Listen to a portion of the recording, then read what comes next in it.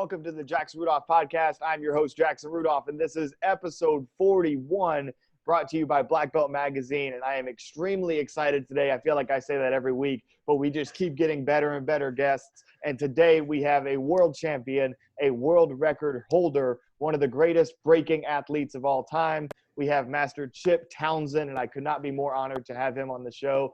Mr. Townsend, go ahead and introduce yourself and maybe just tell us a little bit about how this whole martial arts journey started for you. Awesome, brother. Well, speaking of champions, man, I'm sitting with the man, Jackson Rudolph. I'm pumped. I'm excited. And I have to say, brother, I still have such great memories of you as a little guy trekking around with your hair fixed nice, high and tight, and get up on stage and busting it out and blowing everybody away. Such good memories out on the circuit, man. How'd the journey start? So for me, I'm going to kind of frame things a little bit so people know. If you ever see some of the older breaking videos of me, I wear an eye patch, right? So I have a prosthetic eye. So one of my eyes is not real. And I wore the eye patch on the recommendation of a good friend who was a high-level magician. And he said, you know, I don't know that the judges in the audience know that you only have one eye, which truly brings a different perspective. And I thought, I didn't think a whole lot about it. So anyway, I started wearing the eye patch because I wanted the judges to know I'm just seeing from one, I got this uninocular view and you've got the binocular view, right? So I'm not supposed to be able to judge distance and do some other things like that. But why that's important is because you asked, where the martial arts journey start? Whenever I was 13, I fouled out of every basketball game I ever tried to play. I wasn't very good at football. I wasn't really good at any sports. And I was a country kid that lived out in a little small town. Actually, I lived out in the country, close to a small town. And if you weren't good at football, basketball, or track, you were nobody, right? And so I tried those things in the first year or two there at junior high, and I was just dying at it. And there was this one particular kid, and I don't want to get onto bullying, but there was this one particular kid that had failed a year or two of school, and he was in our class, and he was the stud athlete, and everybody was scared to death of him. And one day we were in a health check line and he was standing right behind me. We made the dreaded eye contact and he said, Townsend, I'm gonna knock your other eye out. And I thought, what am I gonna do, right? And so due to my inability to play other sports and be an athlete, which I have never, I think it's funny when you introduce me, breaking athlete. I don't think of myself as an athlete, but anyway, that was a scary moment. So that was one of those little kind of tipping point things that made me go, you know what? I think I would go to battle for myself, but I don't think it would go well. What would I do, right? And so that summer, right after that school year, we were driving through Abilene, which is a town close to us, and drove by the martial arts school that I own today. And that was in 1985. I'm dating myself. And that's how the journey started, bro. Very cool. That's an awesome story. And I think it's, as unique as that is with your unique set of circumstances, I feel like that is a common story in the sense that it seems like a lot of people start martial arts because they have that experience with a bully. They want to be able to defend themselves and stand up for themselves. And one of the great things about martial arts is in addition to giving you the self-defense skills, you also obtain the confidence to be able to do that, right? And so absolutely. You're known for a lot of things in your martial arts career. We're going to get into your amazing students. You've got a chain of schools. Like you mentioned, you own a school today, multiple schools that are under the Team Chip umbrella, and we're going to get into all that. But obviously the thing that you're most well known for is your breaking. So breaking specifically, how did that start? Where did that come into the journey? What made you passionate about breaking? Well, that's a good question. So we took over our school in 1995, and I'm sure we'll get into that later, but at that point, I felt like personally kind of a competitive outlet, and I knew as kind of the alpha of the school, someone who was going to lead the school, I needed to have experience, and I needed to kind of test my skill set. So I got into point fighting a little bit, Olympic sparring a little bit. I went and fought at the Olympic Training Center at a high level and did some other things, and just mostly to test myself. Anyway, long story short, I was starting to do well on the kind of a small local tournament circuit. And one day, my wife, Glenn Ann, who a lot of you guys know, who's also a world champion martial artist, she called me at home and she goes, I was at the school. She was at home. She called me, she said, hey, flipping through the channels. And she said, there's this breaking thing on ESPN. And my first response was, honey, I don't dance. Why would I be interested in breaking? I'm thinking break dancing, right? Anyway, she goes, no, they're like breaking boards and bricks and stuff like that. So as a martial artist coming up, we weren't like a breaking school, but we were just a traditional Taekwondo school, punch, kick, spar, forms, self-defense, and we did breaking at belt testing. So for me, it was like something we did every couple of months. I got to do it demos every now and then. And she actually said to me, she said, you really need to see this video, and I think you would do well. We should look into it. And so I just kind of went, yeah. I said, okay, ESPN, that sounds fun.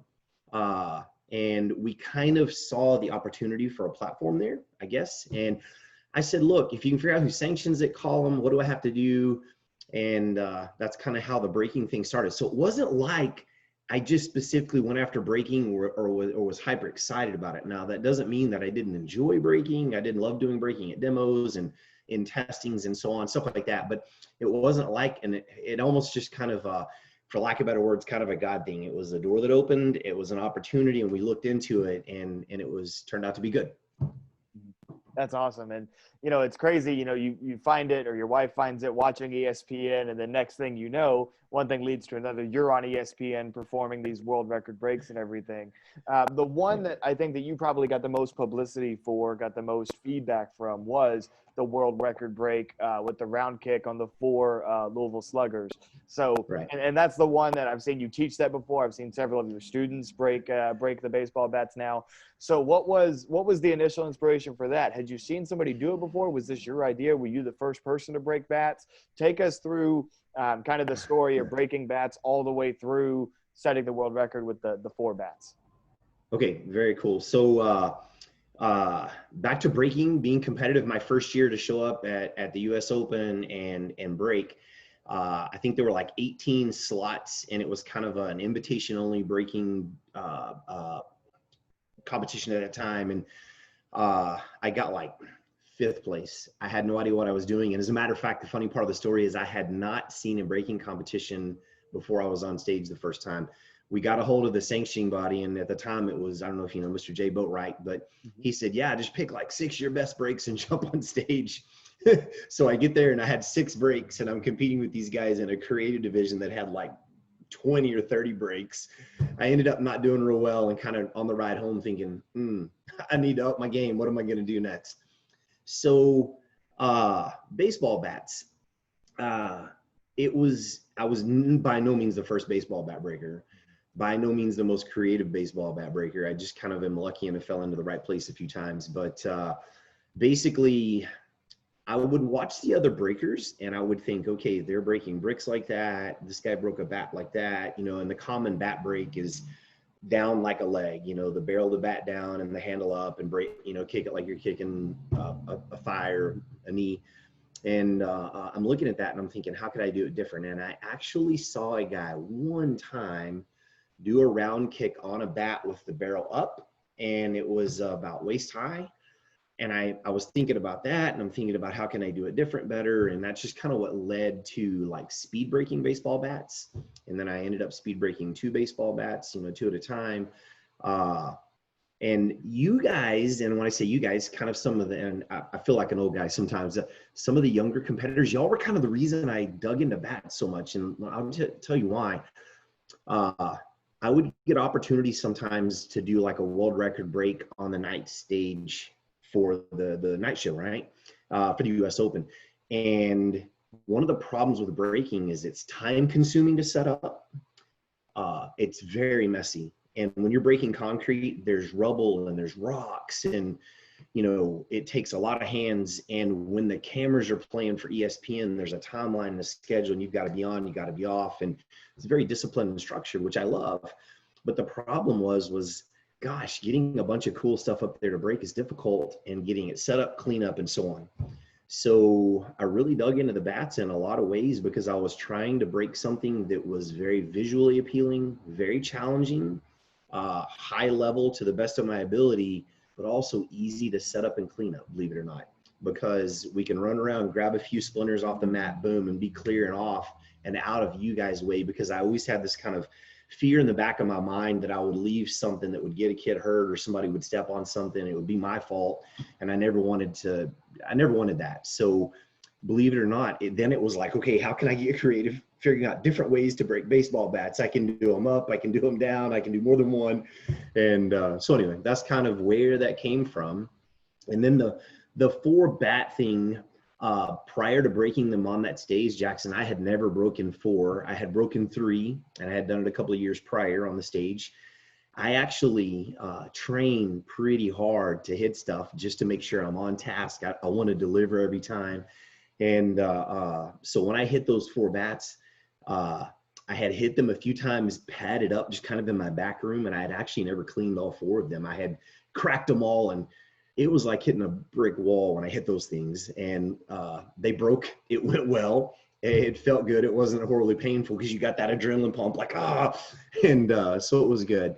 But it got some good exposure. ESPN put it on their Instagram, and it got like close to 700,000 views, and we felt really good about it, and it was just good. So I'm probably a little off track, but that's kind of the progression of the bats. I went from a down leg style bat to an up speed break style, and then 360ing into the bats with round kicks and trying to just make it more challenging, more visually appealing, more fun. I have this vivid memory of one of the highlights, one of the commentators saying, oh my gosh, we've never seen a bat like that, a break like that ever before. And that was kind of the goal, to leave people going, wow, that was cool. That's really cool. And it's something that I appreciate as you mentioned, one of those competitors who, and it's funny, it seems like at least 3 or 4 of the times that I've been on US Open stage going for a title, my division has immediately followed one of your breaking games. Which, so it's kind of a funny coincidence there. But that is one thing that I've always been impressed with, is the efficiency that your team has in the setup and then the cleanup. Like, I know, especially in recent years, a lot of your team members have had like brooms and things ready to like get the mat cleaned up and everything as quickly as possible, not just putting it in the hands of the production staff, but actually you guys taking the initiative and making sure that gets cleaned up. And that's really cool. And that's one thing that I think that a lot of viewers may not understand, is the attention to detail outside of the 2 minutes or however long it is that you're actually performing, whether you're a fighter in a match, whether you're a forms of weapons competitor, whether you're a breaker, all of the other things that you have to think about when you're preparing for a US Open on television. And it really impacts your decision-making. Before we get back on track, I'll just tell a quick story here. Last year at US Open, when I set the record for the most male weapons titles, when I cued my music, it was not the music that I had submitted. And I actually don't think that I've talked about this on the podcast yet. So 2 or 3 years ago, we had to start submitting royalty-free music because there was a new ESPN contract and this, that, and the other, which is fine. Like, I get that, legal stuff is legal stuff. We all felt that in our hearts when that happened. Right. And so what we were supposed to do is you submit the song that you want to use off this royalty-free site. You submit the song that you want to use, and then you resubmit the cut version that you're going to use for your routine. So what they played when I was actually on stage was the uncut version that I submitted, saying, hey, this is the song I'm going to use. And even when I resubmitted the cut version, they didn't use the resubmitted version. And so the first minute and a half of the song was super slow, and I run a fast-paced bow form, right? So I was supposed to use this fast part of the song that was like a minute and a half, 2 minutes in. And so I cue the music, and it's like this slow build-up song. And then in the moment, if it was any other tournament and I wasn't on television, I could have been like, hey, can we switch that track? Let's get the right song up here. But in that moment, you're thinking to yourself, I'm on live television. Our sport is going to look terrible if I try to say oh, that's the wrong song and all this. And so, in that situation, that's the one time per year that it was I got to go with it and see what happens. And those are the things that I think a lot of the people that view the US Open don't see. And that's one thing that I respect anybody that shares that stage with me for, is the ability to adapt to those situations and find the right ways to be successful. Speaking of being successful, you have done some incredible breaks outside of the baseball bat breaks. So my next question is simple. What do you think is the most difficult break that you've ever done? And if it's a baseball bat break, that's okay too. But what's just flat out the hardest one you've ever done? It's not baseball bats, I don't think. And honestly, it's a great question, and it's a super difficult question to answer. So I'm going to say it's kind of a toss-up. There are a couple of different breaks. So We call a speed break like, I'll just use a piece of paper. If I take a board and we just hang it like this, right? And so you've got to hit the board in the center, you've got to be accurate. And if I just push the board swings. So we call that a speed break, right? And I think those are some of the most difficult breaks. And that's how a lot of the baseball bats I break is I put the barrel up where the barrel is just hanging, it's just free standing. And there's no resistance to hold it. And so therefore it's not just a power hit, it's kind of, there's finesse, speed, there's a lot involved in that. So in the past, I used to break on stage sometimes 5 boards, and I would have someone just hold them from the top and hang them. And I would do it with a jump, like spinning heel kick. And 5 boards like that is it's a pretty difficult break. And I hate even talking about it. You feel kind of egotistical, but it's a hard break. I remember the first time I hit 5, I hit them and they felt so heavy when I hit them with my heel that it actually drug my body off. It was like they broke, but it was like amazing how heavy those 5 boards feel at the end of your leg when it's, ripping through the air. And so that would be one of the most difficult breaks from a strictly difficult level. And then the other one that I can't not factor in there is I used to, and I've tried to teach people to do this, and I've only had a couple of people ever pick it up, but I would do a low and a high with bricks. And so I would stand some bricks up, put a cinder block in the middle, and stand more bricks on top. When you walk up to it, I'm 6'3", and so I'm pretty tall, and you look up and they're like 7.5 feet high. And I would throw like a back leg side kick and kind of chop the bottom bricks out, and then do a spin like a back kick or reverse side kick on the top ones as they fall. So the top kind of becomes a speed timing break while they're falling. And so I think probably those 2 are in the top 3 or 4 of my most difficult breaks ever. That's really cool. And one thing that I want to make sure that our audience understands is that second break he was talking about, that's concrete slabs falling through the air that he's then landing that jump switch spin sidekick on. That's right. Incredible. While we're on this topic of some of your favorite breaks, so those are some of the hardest that you've done. What about breaks that you've seen? Maybe when you were kind of first watching that breaking after that U.S. Open where you didn't do as well as you wanted to. Maybe you were watching some film and trying to get ideas. What's some of your favorite that you've seen that either you didn't create or you haven't done in competition? Absolutely. And there are several. So one I'm going to veer back to, and I just so wish I could remember his name. It was a competitor there one of the first years I was there around 2000 that did that round kick on the baseball bat. That really just, it was like, it's still in my head. I still remember watching him do it and remember thinking, okay, that's really cool. How can I step that up? And that's when I went to spinning into those and different things. But that would be one of them. Another one, as far as speed breaking baseball bats, I've seen some guys break them with their forearms, which is really, really cool and different. One time, this was kind of crazy. Many years ago, there was a guy who got on stage and he took a piece of cast iron and he laid it down and he just kind of propped it on one side and he did a stomp. And I know people just go, what's a stomp all about? You stomping the dead guy. A good stomp is a good side kick going down is the way I look at it, right? And if you grab me, I'm going to stomp your foot. So there's some validity to a stomp in a way, right? So he stomped a piece of cast iron and broke it, which I thought was, in my mind, like, the guy's breaking metal, man. Because I get asked all the time, hey, when are you going to do an aluminum bat? I'm like, man, you show me how, and then I'll do it, okay? But I've seen some really cool stuff. There was a guy that passed away, Mr. Elton Trower, who was really good with like finger breaks, like sticking his fingers through stuff, and just a lot of that stuff. And it was inspirational, kind of lights the fire and gives you some fuel for, how can I up my game a little bit more or step a different direction? I had a really good friend get on stage and shin break 2x4s. And he broke one and didn't break one. And I remember thinking, oh man, that was tough, but seen some pretty crazy breaks, man. Some fun stuff. And it's always fun seeing precision. I like kicking things out of people's mouths. So, I've been in Vegas and done some shows where I'll have someone just stick like a little short stick and hang a strawberry on it and rip like a spinning kick and just blow the strawberry up and stuff like that.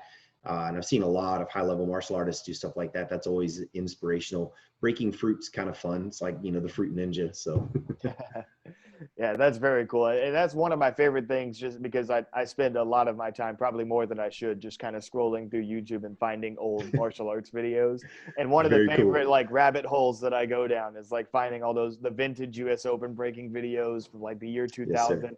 There's even some that like ESPN has shared where it's like the entire creative breaking division that you can go back and watch. And of course, for anybody Right. watching this, there's a ton of Master Townsend's work on YouTube to go and check out as well.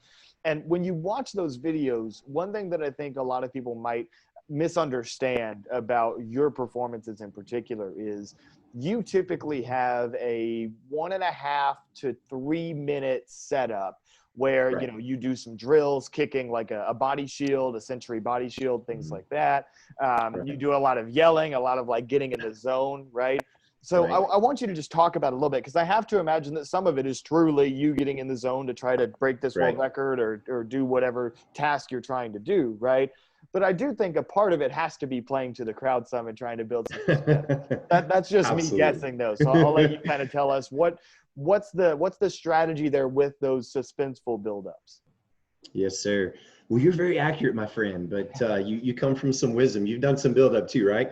So yeah, the honest truth is preparation, luck favors the prepared, I think I probably just destroyed that quote, but and I personally don't believe in luck. I just believe you're prepared or you're not, right? And so when I'm on the stage, I'm kicking the bag, I'm trying to get the crowd engaged. I'm trying to get them, like kind of wandering, build a little suspense.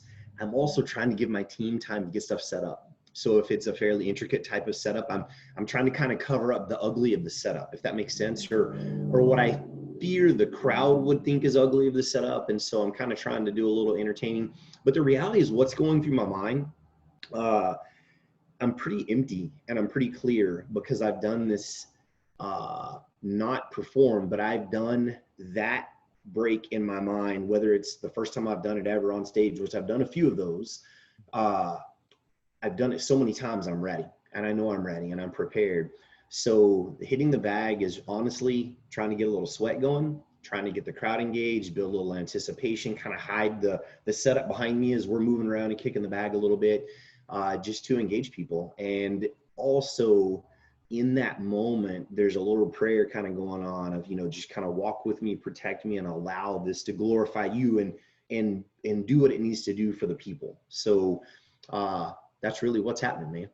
Absolutely. That's awesome. And one thing I really like there that you said is that your mind is empty and clear. And that's one of I get this question from students, from interviewers all the time is like, well, what do you think when you're on stage?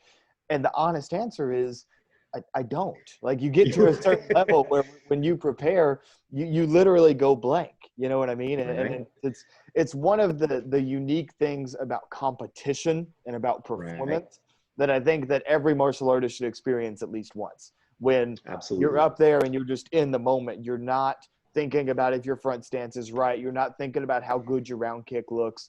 You're just doing, right? You're just doing, yeah. Yeah, so that's one thing that I just really liked. Go ahead. Yeah, it's powerful. So like in kind of the samurai mindset, it's mu shin. It's like it's no mind. And what's happened is you've trained it so much that in the moment you're not really having to think. If you're having to think, it's like I teach my students, if you have to think block, punch, when you think block, you just got hit, right? So our ability to train that to where it's muscle memory is huge. And the only way you can train something to muscle memory is high quality repetition over a period of time, right? And so we literally, man, Jackson, I've been backstage and literally had guys, high level martial artists, come up to me and say, hey Chip, I'm thinking about doing this while I'm doing my routine. What do you think? And I go, dude, you're just now figuring that out, right? It's mind boggling. And then the other side of the coin, you have guys that come with their setups and their teams and all their stuff prepped and ready, and it's super professional. But with a lot of times the pinnacle breaking competition happens in July, like February. My routine is already in my head. I'm already walking through it over and over weekly, just tons and tons of times, so that when it's time to go, it's time to go. And that allows, when you're in that moment, in the stage, spotlights, you can be no mind. Your body is just doing what it's trained to do. So Absolutely. The way you practice is the way you perform, and visualization is everything. And I think that Yes, that's sir. kind of a good segue into our next point, which is there's a big, big difference between your world record attempts that happen at the Night of Champions on live television and, sold out audience at the US Open. I know a lot of times US Right. Open crowds go all the way to the back of that Coronado ballroom, Right. right? And there's a ton of energy. But what a lot of people Right. don't notice on television when they kind of replay the breaking and the highlights is that the actual competitive breaking divisions, where it's, head to head, people competing against one another, just like any other tournament, that actually happens off away from the main competition area. So you're not in the same room as the forms and weapons and the fighters and the team demonstration Right. and all that.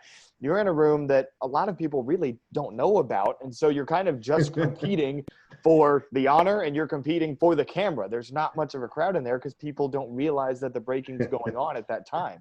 So Right. how different is breaking in those two scenarios? One where it's the pinnacle of energy for you to perform this break, and another Right. where you really got to motivate yourself because you know that this is the competition. Right. So I'm gonna maybe surprise you. I don't know, probably not, because you do this. You're used to this as well, right? You have your daytime competition at the ring over there, and there's a handful of people, and then you show up at night, and it's like, whoa, there's a bazillion people, and I've got to be on my game. But here's the reality of it, Jackson. This kind of goes back to the idea that the luck favors the prepared or whatever. It's you're prepared no matter what, and so whether there's 5 people in the room or 5,000 people in the room, I don't particularly need the people to be motivated to do my best, because I am there in the moment for me. I have an order of priorities I'm going to share with you, and I hope it's okay that I'm sharing this. But in my life, because people there, Team CHIP, which is our martial arts schools, is an acronym: teachable, excellent, accountable, motivated, courteous, honest, inspirational, and persevere. And we teach those character principles all the time. And one of them is motivated.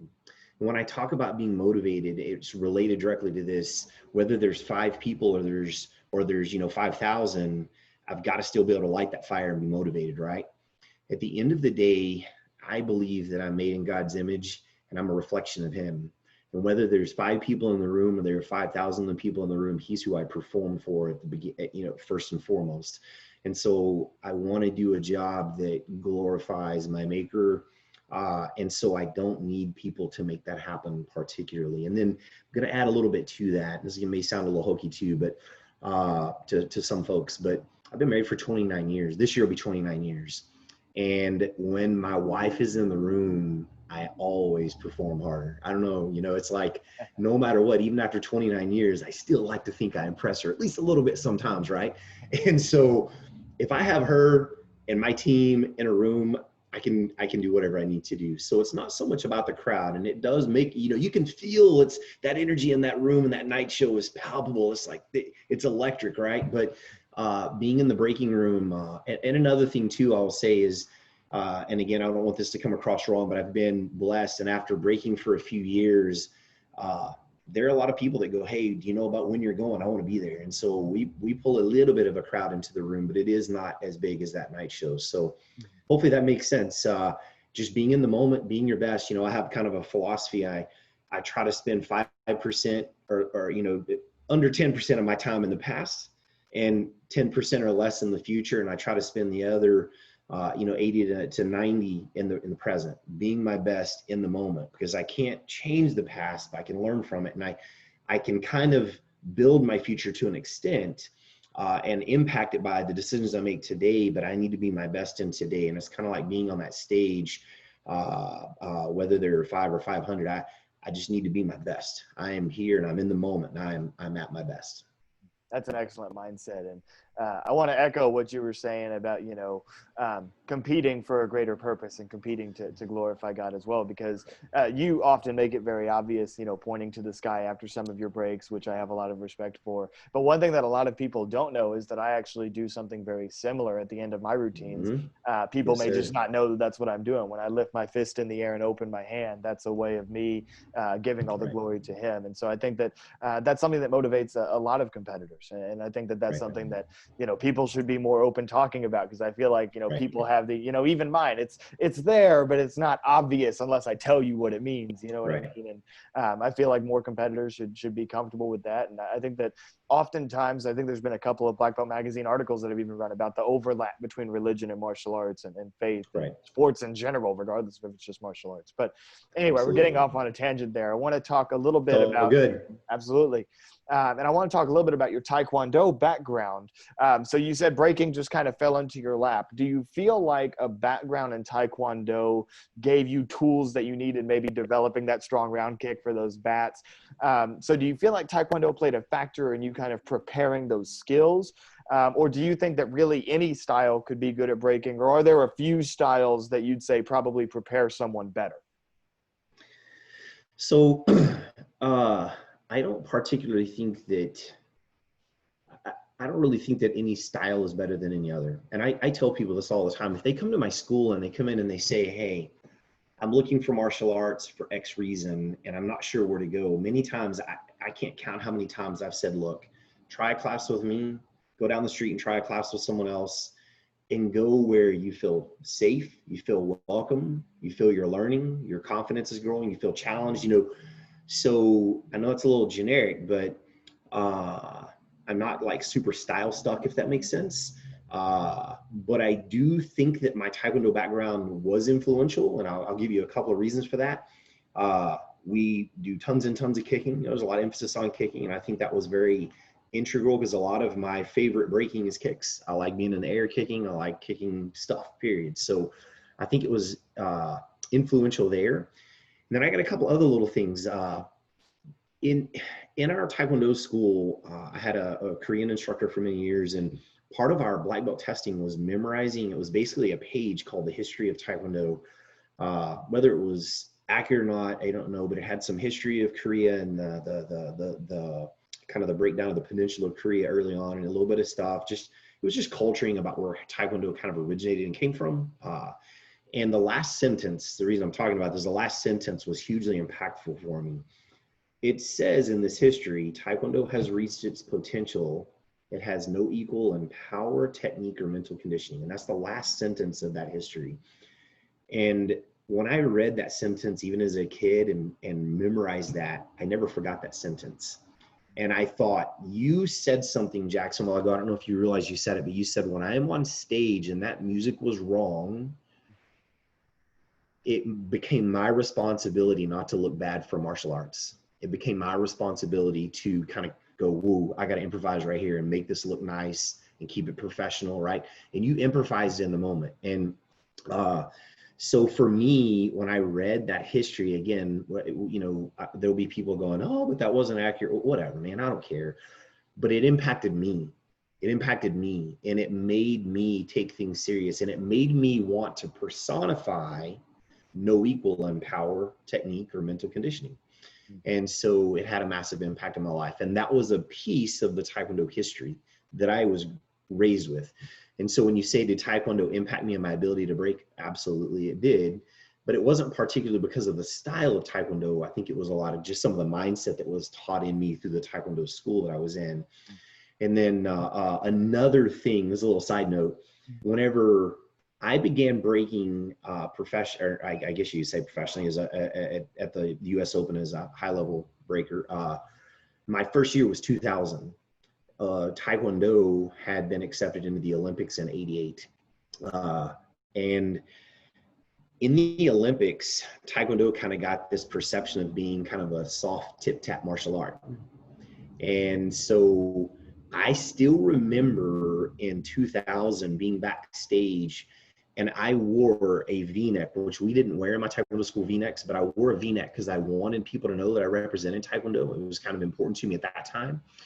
And I remember hearing guys walking by and mumbling under their breaths, oh, another one of those Taekwondo guys, and just kind of laughing and walking off. And it just lit an absolute fire in me.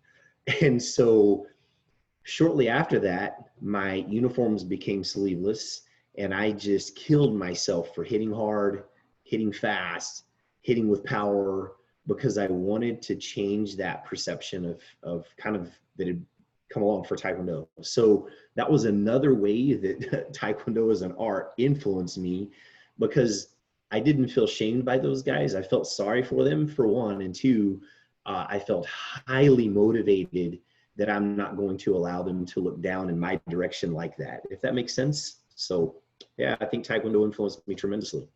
Absolutely. And listening to that, I think that you get along really well. And I'm sure you probably already met him, Master Herb Perez, who was the gold Absolutely. medalist back at the Barcelona Olympics. And if anybody on the page happens to follow Master Perez on Facebook, you'll know that his opinion of Olympic Taekwondo now is not quite what he would like it to be. If you go back and Yeah. watch his highlights, he was knocking people out. I saw one highlight where he did like a jump spinning hook kick and sent somebody's helmet flying Yes. off in the Olympics. That's kind of Yes. how he meant Taekwondo to be, and it sounds like that's how you meant it to be as well, Absolutely. as a real, durable, strong, powerful self-defense art. And that's what it Absolutely. was intended to be, as you mentioned in the history that you read. So I want to transition a bit to, we're talking about philosophy, and you've mentioned several times about your teaching. You also have a curriculum called Break Like a Champ, or maybe not Yes, sir. program of sorts. I Mhm. want to let you kind of dive into it and tell us about that. And don't be shy, don't be humble. Go ahead and Absolutely. tell anybody if they're watching and they want to learn how to break concrete or break bats, tell them how to go ahead and sign up. So tell us about Break. Absolutely. So I found, Jackson, through the years, that I've been kind of astonished at how few martial arts schools actually do breaking. There are a lot of martial arts schools that don't do any breaking, and that's perfectly fine. It is not a problem. But what I have found is when people found out who I was and then realized that I had done breaking, and then they would see videos, they would go, man, that's really kind of cool.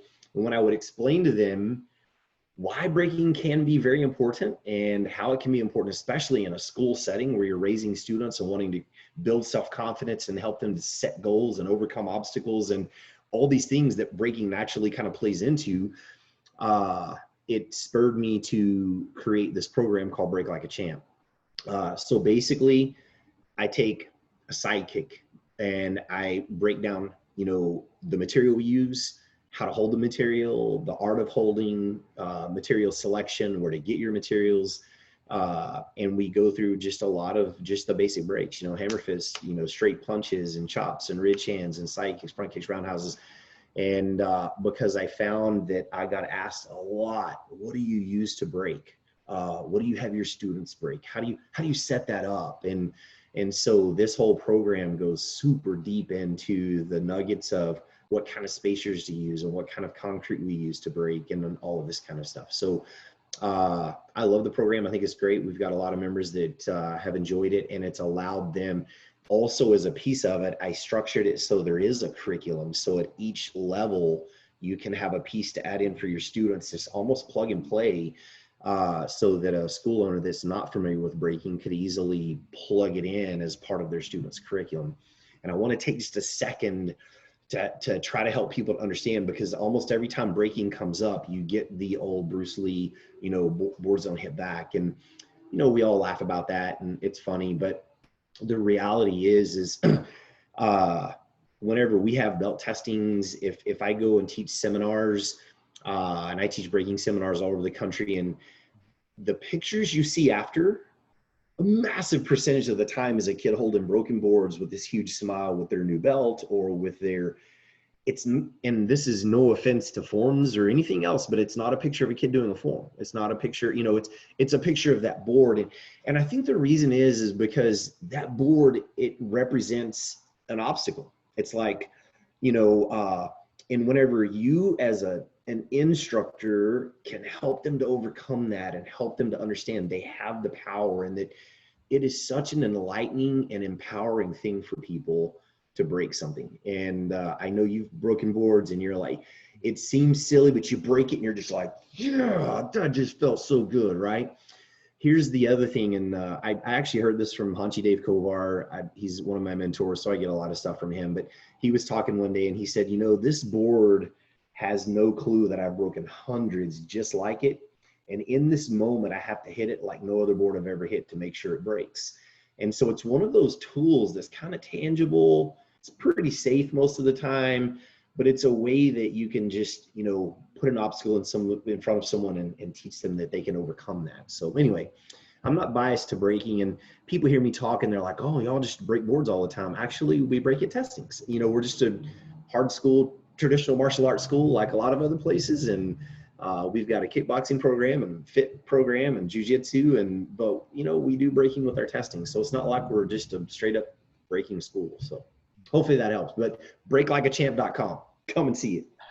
That's awesome. And I absolutely recommend it to anybody watching. Actually, I didn't know this, but hearing you break it down, it sounds very, very similar to what I tried to achieve with my weapons curriculum of the flow system of Flow system. plug Yeah. and play, where, you know, if you've never done breaking before for Break Like a Champ, if you've never done weapons before for flow system, you can pick that up, and there's the training in there that an instructor would need to be able to bring it into their classes, which I think is really, really cool. And I actually endorse Break Like a Champ with I don't have my Hydro Flask with me, but I have a very proud Break Like a Champ sticker on my Hydro Flask that I got at Martial Arts Super Show last year. Awesome. I'm so honored and pumped, man.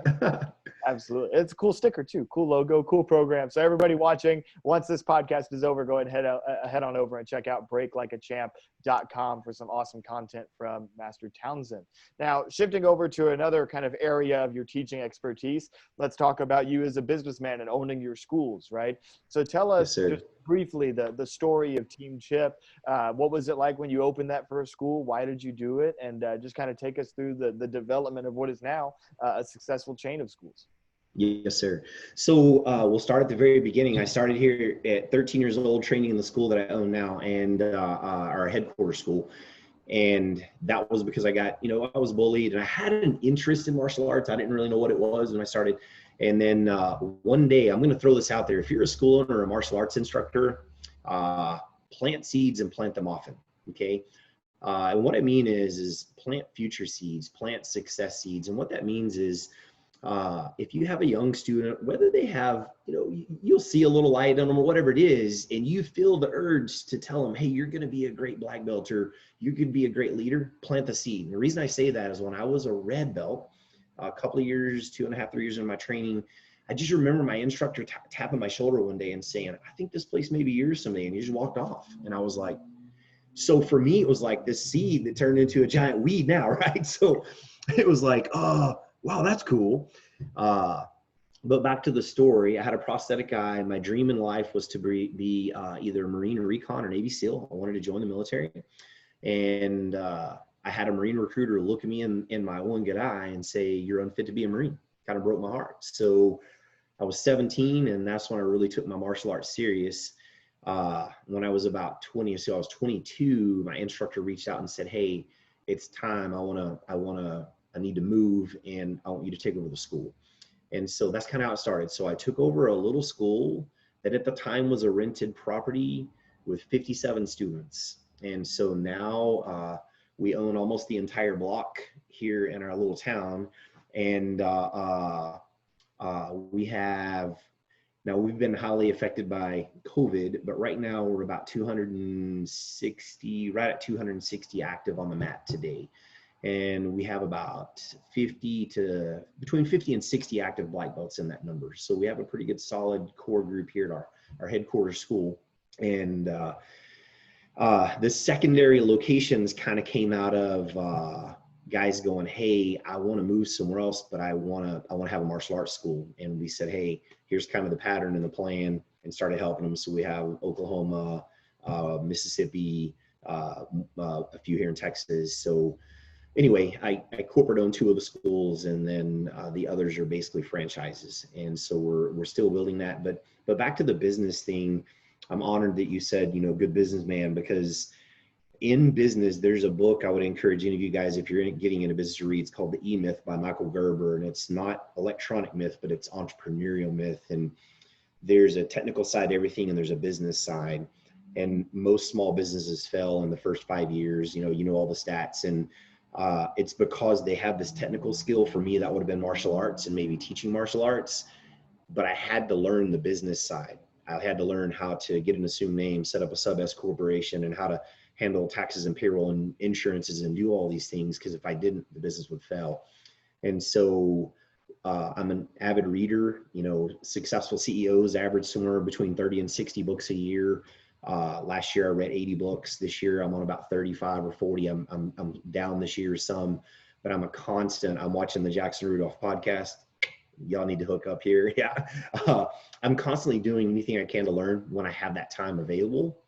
And I think attention to detail, the attention to detail you mentioned earlier, like with our teams and their setup, and getting on and off the stage in time, taking those details into our business. Like, we're constantly picking the dust bunny up out of the corner, trying to make the place smell nice. We want it to be welcoming for people when they come in. And so anyway, hopefully I didn't veer off track too much, but the school started at our peak. Before COVID, we were close to 1,000 students across 6 locations. We're down a lot right now because of just the nature of what's going on. But anyway, that's kind of the story. Yeah, absolutely. An incredible success story there, especially, from that instructor planting the seed saying, hey, I think you're going to run this one day. And then lo and behold, you do. And, you mentioned the difficulties associated with the COVID-19 pandemic. And that's something that so many people, not just those in the martial arts industry right now are facing, people from all walks of life are facing, not only the health crisis, but also the economic fallout and everything else. So do you have any tips just for maybe other school owners that may be watching that are struggling? What are some of the things that you've done to be able to stay afloat and keep bringing martial arts to these kids? What has allowed you to remain in business throughout this time? Right. I'll start with, first and foremost, I think the word integrity, just being you, being real and hustling. The next thing would be hustle. I didn't really mention it, but there was a time period whenever my wife and I took over our school that we had our house and we bought the first section of the building, and we were spread so thin financially, trying to make ends meet. It was our dream. But people ask sometimes, and I think this is relevant for people in business today, what's your exit plan? I was too stupid to have one. We didn't think failure was an option. We were young, we were hungry and passionate, and still are. And it's like, there is no exit plan. So the room I'm sitting in right now is actually used to be an efficiency apartment, which is now my office. But my wife and I, for a period of time, sold our home, and we lived for 9 years in these efficiency apartments and raised our kids up here and above our commercial property. And it was a challenge, especially whenever there were 3 of us at that time, when my oldest daughter was young, living in like a 400 square foot space. But we did it because as entrepreneurs and young business people, we didn't see failure. We just said, okay, how do we overcome this obstacle? And the obstacle was, we're not bringing enough revenue. We're going to sell our house and just move in the building and let that be our home for a while. And you have to be willing to do whatever it takes within the realm of integrity and following the rules, and just be willing to out hustle people. So things we learned during the pandemic is communication. We knew it was crucial, but it's exceptionally crucial. We blast out text messages, emails to our current and active student base, our past student base on a regular basis, either encouraging re-engagement, letting them know where we're at with curriculum, with testings, with what's going on in the school, constantly trying to keep people updated. And it's been huge. We also have, we have the ability to teach live online via Zoom. So we have virtual classrooms where we plug in video curriculum for people to use. We have live Zoom classes going on, and we have live classes going on the mat. And some of these things were things we already kind of had in place. And some of these things were things we thought, man, how cool would it be someday to have it? Well, this forced us to take the step and pull the trigger and move forward. And so I think, again, I'm going to kind of lean towards Hanshi Dave Kovar. When you have a struggle, you ask yourself a question in a way that assumes there's an answer. It's not, how are we going to survive? It's, okay, today is tough. We don't have enough, new students coming in. What are we going to do tomorrow to bring that number up? You ask yourselves questions in ways that assumes that it's doable, and adjust your mindset to a positive mindset as opposed to a gloom and doom, the world's ending type of mindset. And so anyway, hopefully that's helpful, but can't communicate enough, guys. Absolutely. And I do hope that is something, and it sounds like great advice to me, and that mindset is everything. And I do hope that that's something that helps anybody watching this, whether you're in the martial arts industry or you have some type of other business endeavor that you're trying to keep afloat during this difficult time. We hope that can definitely help you. And Master Townsend's one of the best in the business when it comes to that. In addition to just the martial arts stuff, he also gives motivational speeches regularly and things of that nature, which is why you notice he's so good at this. But now we're going to shift a little bit bit to what actually your students are doing in the school. You mentioned a traditional Taekwondo program. They break at the belt test. And then I noticed you mentioned an extremely impressive number of black belts in the school that actually make a very formidable team demonstration team when they come to the NASCA events, when the world is back to normal again and they compete. You guys, I believe you were at US Open Stage this past season, right?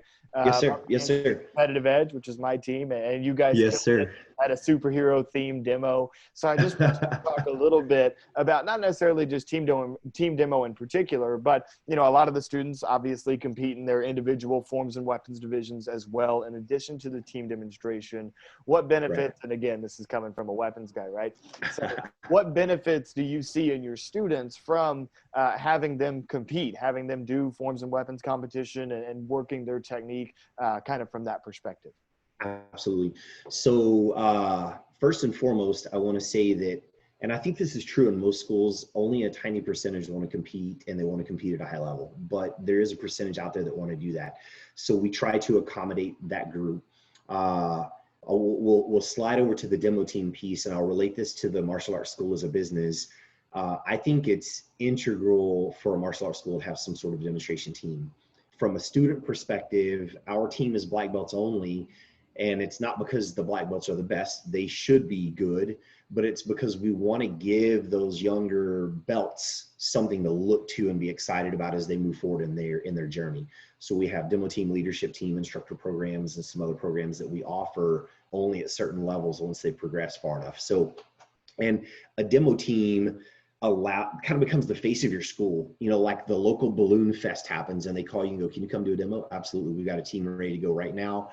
They go out, they put on an amazing show, and then after, it creates all this conversation.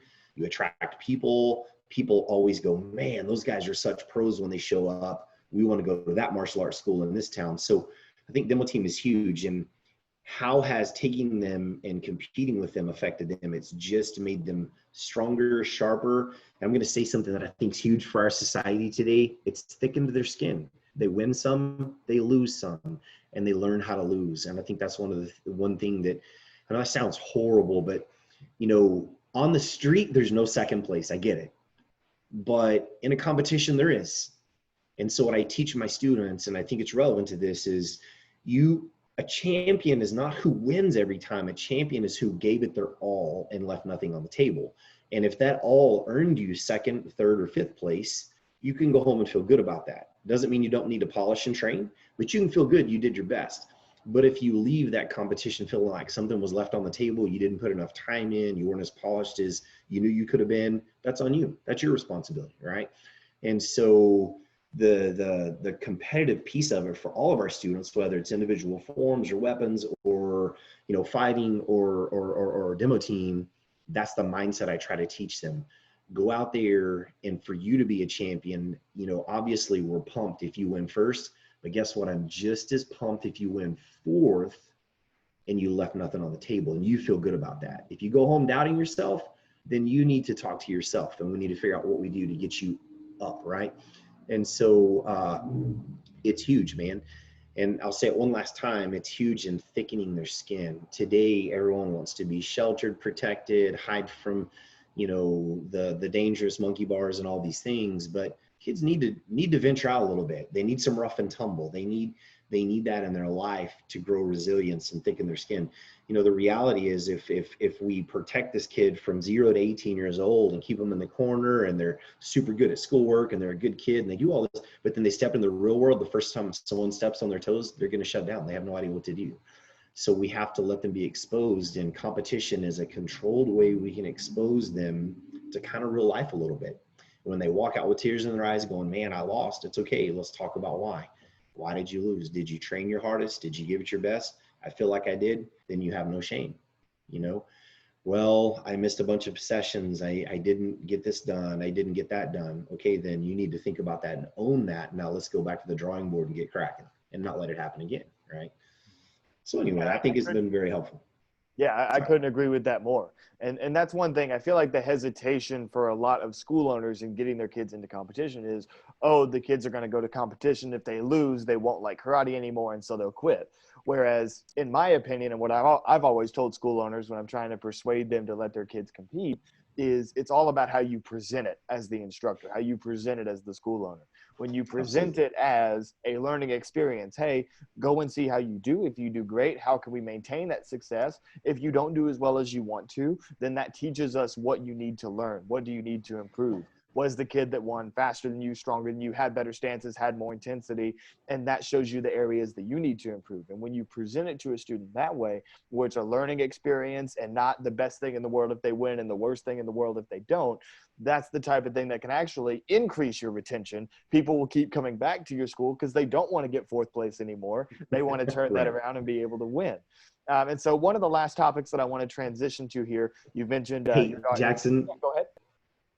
I apologize. Can I throw a couple little things in here that may be a little sticky? Absolutely. Number one, instructors can be the problem with competition. Instructors that are trying to raise their students to do something that they never did so that they can get the glory of their students, that's a problem. If you're not mature enough to let them win, and you know what I'm saying? It's like, I don't have to live off the coattails of my kids. That can be a problem, right? But if I'm in it going, I'm going to create world champions so I can look good, that's a problem, dude. You got to grow up, man. So that can be an issue. Another thing I wanted to hit on real quick is parents. If parents of the kids aren't on board and don't understand the mindset and aren't willing to support that mindset, it's very difficult. So what I mean by that is, I'll give you a quick example. I had a tough class with one of my young black belts one time, and he was a kid who had a lot of struggles in life and had just come so far. And one day he was having a rough day and I had to squeeze him kind of hard in class, and he's leaving. And I just remember in the lobby of the school, his mom looking over and going, "Oh, honey, you had such a tough class. I'll go get you some ice cream." And in that moment, I had this realization: you just stole all that hour of work I put into trying to help him to be strong and get him to do what he needed to do. And does that make sense? And so I'm a little passionate about those two areas too. If I'm an instructor trying to get my kids to compete so I can prove myself, I've got a problem. If you want to prove yourself, go prove yourself, man. And the next thing is, and people can also look at this and go, "Man, Chip, you're real hard, but it's been easy for you." No, man. Anybody that gets to a pretty good level, it's not been easy. It's been a lot of work put into that. So, and then the parent issue, just make sure as a instructor leader, you communicate well with the parents and that they're on the same page. I tell parents in our school, sometimes we're kind of in a marriage of sorts. We may disagree sometimes, but let's talk through that and see where we disagree and come to a happy ground with it, so the kid doesn't lose out and have to quit, or you know what I mean? So it's a tough place sometimes. Anyway, I'll get off my box. No, you're good. That's a great message, and I'm glad that you shared something that you're so passionate about, because I think that is extremely important for anybody that's an instructor or a school owner to hear that, so they can start to practice what you're preaching right now, and I think that's incredibly important. So last topic that I want to get to here is martial arts is obviously a family affair for your family. You've mentioned how your wife is a martial artist. You mentioned your daughter Lexi, and watching her compete, she's becoming a pretty good breaker herself, a leader of your team demo, right? So just talk a bit about how special that is, and maybe highlight a few of your family members and their accomplishments, and I guess you can brag about the Townsend family as well. Yes, sir. Well, first, it starts with my wife, Glenann. She looked into breaking for me. I went and broke in 2001 and 2002. I won my first couple of world titles in different divisions for breaking. And then in 2003, she stepped into breaking. I kind of pushed her because she's very high level martial artist, and she won the women's creative breaking title 2003, 2004, and 2005. She was the first female to break a Louisville Slugger with her shin on ESPN ever. She was the first female to ever repeat the title more than once. She won it 3 years in a row, and so I'm quite blessed to have her in my life. And so it kind of starts with her. And back to my kids, all three of my kids, I get asked this all the time by martial arts school owners. This kind of eats my lunch a little bit. You go to, I'll travel to a school and they'll have, ads running and signs hanging up that martial arts is the best thing in the world for your kids. And so I'll ask them, "Hey, what level are your kids at?" And I not uncommonly get the response, "Well, little Susie did it for a few months, but it's just not for her. So she doesn't do martial arts. And I think to myself, okay, there's some integrity missing here. You're promoting it as the thing. So maybe I'm just kind of a hard butt kind of guy, but all three of my kids train. And honestly, they don't have a choice. But in wise parenting, we present it in a way that we encourage their choices so it becomes their choice. I don't know if that makes sense. I don't do this to make them do it, but we find ways to encourage them. And what we have found with our two oldest, our youngest one is 11, and he has been at his last belt before black belt now for a couple of years and just hasn't really pulled the trigger and gotten ready to test for black belt yet. And we've been holding. You're going to wait. As a matter of fact, Lexi that you mentioned, she won the women's creative breaking world title last year. And she was at her last belt before black for almost 4 years because she just wasn't mature and ready to pull that trigger, and I held her there. And so, a lot of people think that's really harsh, but the cool thing is she just bought her first house. She paid cash for her first car. She's about to graduate in May and doing fantastic. We just have ran kind of a disciplined home with tons of love, but a disciplined home and encouraging them to, to make good choices and work hard, basically.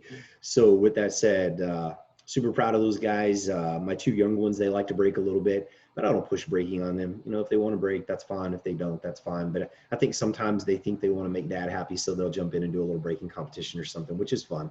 But I love them to death, and they're my whole world, man. And so that's kind of about my family. But back to my kids don't have a choice. And with doing martial arts, we kind of have a strange lifestyle until we don't have any kind of broadcast television in our home. We'll do Netflix and watch like a kid movie with them, or watch documentaries, or we'll stream YouTube sometimes and watch Science Channel and different things, or history. And so we're pretty structured with that stuff. And my kids didn't have cell phones until the 7th grade. And then they were my cell phones, not yours. You're going to borrow my phone and I'll get it back at night. And they're not allowed to have social media accounts. My oldest daughter didn't have one until she was either 15 or 16. I think she was 16 when we let her have her first little Facebook. But we monitored everything very tightly. And I know it seems harsh, but man, there's a lot of bad stuff going on out there. And if you don't protect your kids to an extent, but the other side is I'm pushing them into the ring to spar, and I'm pushing them over here to do this and that to get them to challenge themselves and kind of thicken their skin. And I don't know if that makes sense. There's just a balance to be struck. So anyway, my kids do martial arts. It is what it is. It's part of their life. Absolutely. No, I couldn't agree more. And it shows in the way that your family carries themselves, and of course in the way they compete. And it's always something that, as somebody who wants to be a father and have his own family one day, that I've always looked up to you for and respected a great deal. And also for anybody watching, if you want to continue, if you're loving this advice, also on Master Townsend's social media outlets, he's always posting little videos and things, not just break like a champ, but also married like a champ and parent like a champ as well. A couple of little offshoots there that he does with some of his videos. And so if you're liking what you're hearing, absolutely go ahead, follow him on his Facebook page and everything, so that you guys are getting that content consistently. And Master Townsend, I can't thank you enough for joining us today. Is there any closing thoughts or comments that you want to share? Well, Jackson, again, this is going to sound kind of weird, but as watching you grow up, you've become an amazing man. I'm super proud of you, and I'm honored to be a part of your show and be here with you, and look forward to more in the future. Just keep up your hard work and what you're doing, man. I'm honored to be here and be a part of the show. Thank you, sir. And it's an honor to hear that from you. And additionally, thank you to everybody that's tuning in today. You guys have certainly gotten a special treat today. Like I said, one of the best in the business, arguably the greatest breaker of all time, Master Chip Townsend, from his breaking accomplishments to being a school owner to his program of Break Like a Champ to parenting and marriage advice and everything under the sun. He's just an excellent role model, and I highly recommend, if you're tuning in towards the end of this premiere here, go ahead and rewind once this ends and make sure that you're listening to the whole thing. And thank you again, Master Townsend, for coming on the show. And so one more time, this is Jackson Rudolph, and this has been episode 41 of the Jackson Rudolph podcast, and I'll see you guys next time.